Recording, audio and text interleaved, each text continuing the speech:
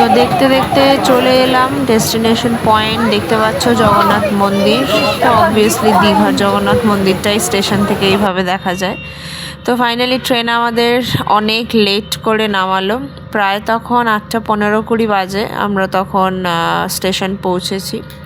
তো নেমে তাড়াতাড়ি করে টোটো দেখলাম। ওল্ড দীঘাতে আমরা ছিলাম, তো ওল্ড দীঘাতে হোটেল নন্দন, এটা আগে হোটেল নন্দনে আমরা এলাম।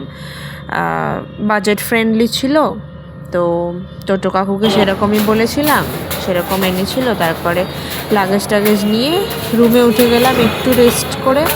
তারপর একটু বিচের ধারে যাওয়া হবে, একটু কি খাবার দাবার খাওয়া হবে সেটা দেখা হবে। তো আপাতত রুমে লাগেজপত্রগুলো রেখে রুমটা একটু দেখে, বাথরুমগুলো ঠিকঠাক আছে কি না, বিছানা চাদরপত্র যা যেগুলো চেক করা হয়, খুব কমন বিষয়, সেগুলো দেখে তারপরে আবার বেরোনো হবে।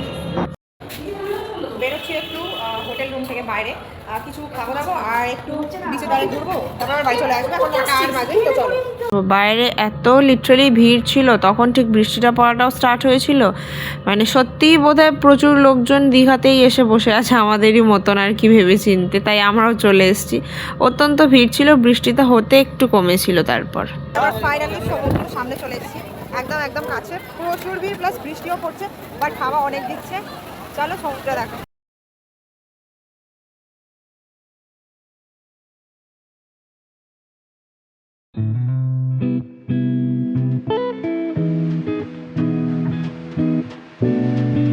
আমরা ঘুরে টুরে বাড়ি বলি হোটেলে চলে এসেছি।